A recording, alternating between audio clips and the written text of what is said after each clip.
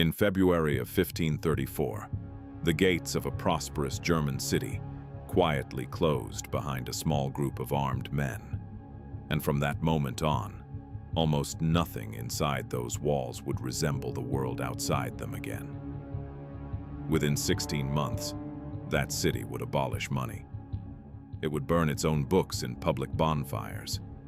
It would force its women into compulsory marriages, sometimes several wives to a single man. A former tailor, a man with no noble blood and no army, no real claim to anything, would crown himself king, take 16 wives of his own, and declare, with total sincerity, that this city was the New Jerusalem, and that the end of the world was beginning right here, behind these walls. Then the army outside finally broke through. What followed was a death so calculated, so theatrical, that the cages used to display the bodies are still bolted to the church tower today, nearly 500 years later, hanging empty over the same market square where it happened. This is the story of the Münster Rebellion. It has almost nothing to do with the Crusades, the Plague, or any war you've already seen 100 documentaries about. And the fact that so few people have ever heard of it is, frankly, one of the strangest parts of the whole story. Chapter 1. A world already breaking apart. To understand how something this strange could happen, you need to understand exactly how unstable Europe already was in the early 1530s. Martin Luther had nailed his objections to the Catholic Church to a door in Wittenberg less than 2 decades earlier, and the religious order that had held Europe together for 1,000 years was now cracking open in real time. Entire regions were choosing sides, Catholic or Lutheran, while a third, far more radical movement was rising underneath both of them, the Anabaptists. The Anabaptists believed something the established churches considered dangerous to the very fabric of society. That infant baptism meant nothing, and that only adults, freely choosing their faith, could be truly baptized. It sounds like a narrow theological dispute today. In the 1530s, it was treated as a direct threat to social order itself, because it implied that the church's authority over every person's soul from birth could simply be rejected.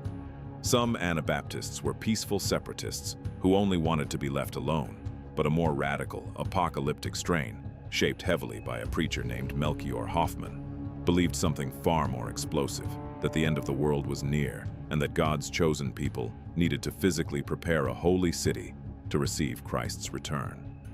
They needed a New Jerusalem, and in the German region of Westphalia, a mid-sized trading city was about to volunteer for the role.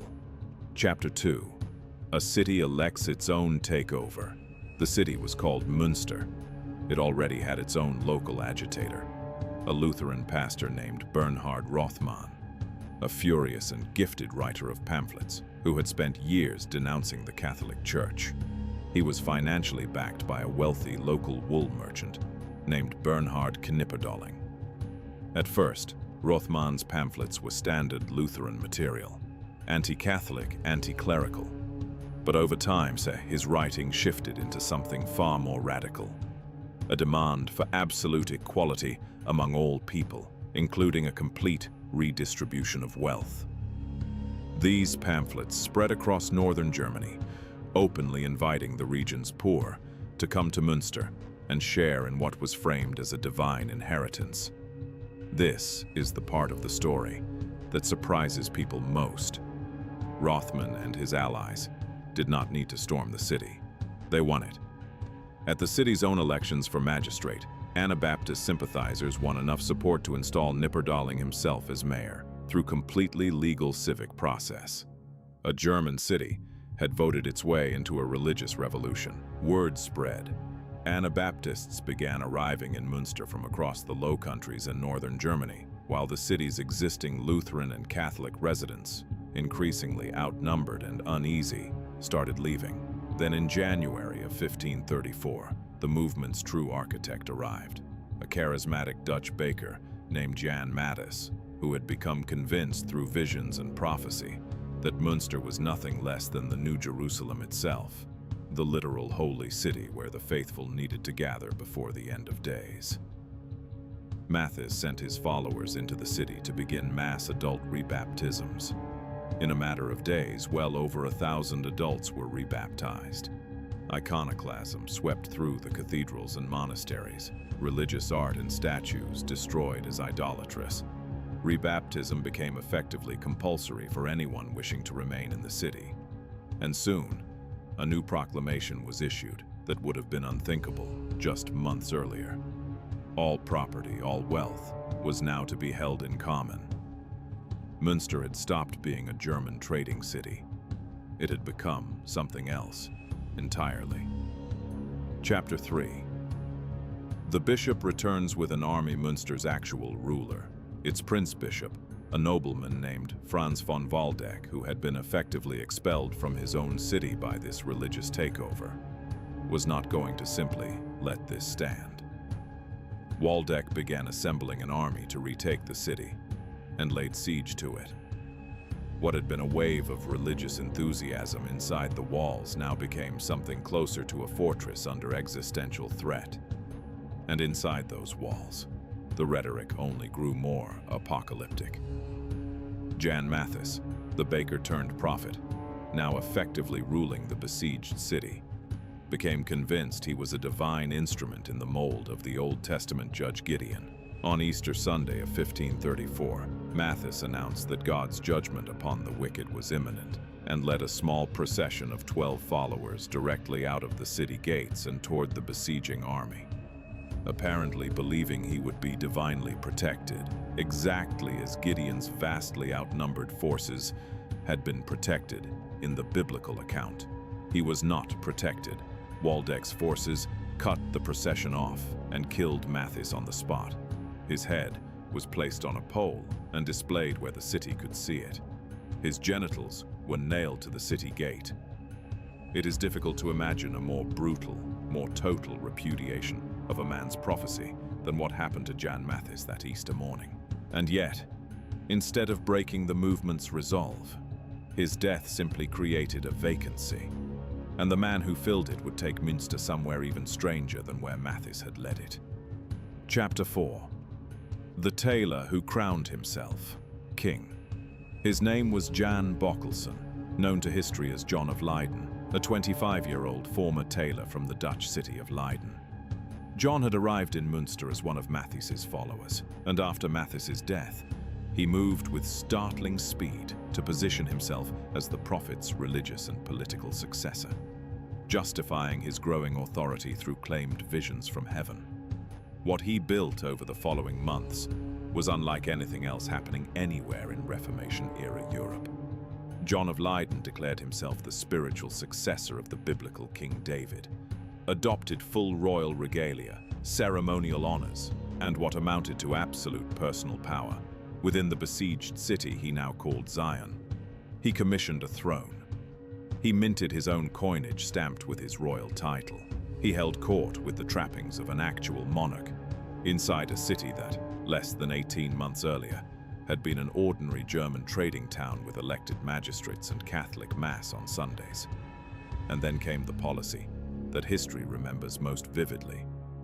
With the siege dragging on and male casualties mounting, the city's population had become wildly imbalanced.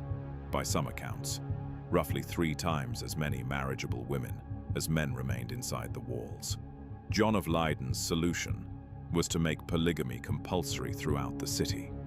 He personally took 16 wives, according to later accounts, though historians note this claim may have been attached to him after his death, possibly as propaganda from his enemies.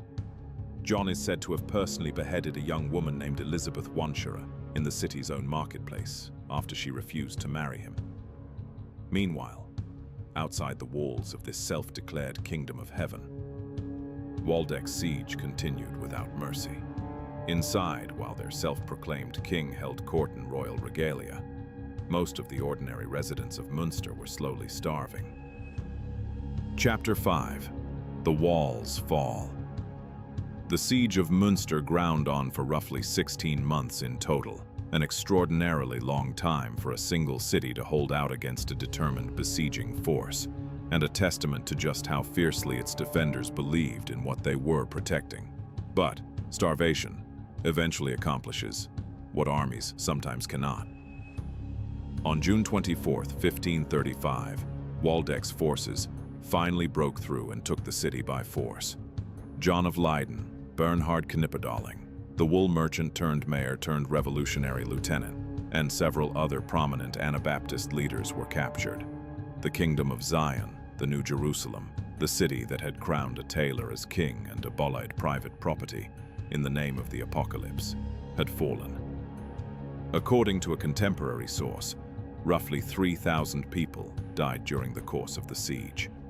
A staggering toll for a city of Münster's modest size, encompassing combat deaths, executions, and the slow attrition of starvation that had been quietly emptying the city from within for over a year. Chapter 6. The punishment designed to be remembered. The execution of Münster's leaders, when it finally came in January of 1536, was not designed merely to kill them. It was designed to be witnessed, retold, and feared for generations. John of Leiden, Bernhard Knipperdolling, and a third senior follower, Bernhard Krechting, were chained to stakes in Münster's public marketplace, the very square where the Kingdom of Zion had held its court. Over the course of more than an hour, they were tortured with red-hot tongs before finally being killed with daggers thrust into their hearts. Their bodies were then placed inside iron cages, and those cages were hoisted up onto the steeple of St. Lambert's Church, overlooking the marketplace below, a permanent visible warning to anyone who might consider following their example. Here is the detail that genuinely separates this story from almost anything else in this era of history. Those cages are still there. The bones were removed long ago, but the iron cages themselves remain bolted to St. Lambert's Church Tower in Münster, Germany, to this day. Nearly 500 years of silent warning hanging over a market square that has otherwise returned to ordinary civic life. Chapter 7. What Münster actually changed. The rebellion's collapse did far more than end one city's strange experiment. It became a permanent turning point for the entire Anabaptist movement across Europe. After Münster, both Catholic and Lutheran authorities treated radical Anabaptism as an existential threat to civil order and cracked down with new severity anywhere it appeared. The violent, apocalyptic strain of the movement that Münster represented never again came close to seizing real political power anywhere in Europe. But the broader Anabaptist tradition didn't simply vanish, it transformed. Surviving Anabaptist leaders who rejected what had happened in Münster, men like Menno Simons, built a very different version of the faith. Non-violent, separatist, explicitly rejecting force and the use of compulsion in matters of belief. That gentler tradition eventually became known by Simons's own name, the Mennonites, a faith community that exists peacefully and quietly around the world today. It is a strange inheritance. One of the most violent, theatrical, and authoritarian religious experiments in European history gave rise indirectly to one of the most committed pacifist Christian traditions still practiced today. It's worth sitting with how quickly all of this happened. 16 months. That's all the time it took for a stable, mid-sized German trading city to vote in a religious takeover, crown a Tailor as its king, abolish money, force its women into compulsory marriages, and then watch nearly 3,000 of its own people die defending a kingdom that none of them would ultimately get to live in. We tend to think extremism needs decades to take root, slow radicalization, careful planning, gradual escalation.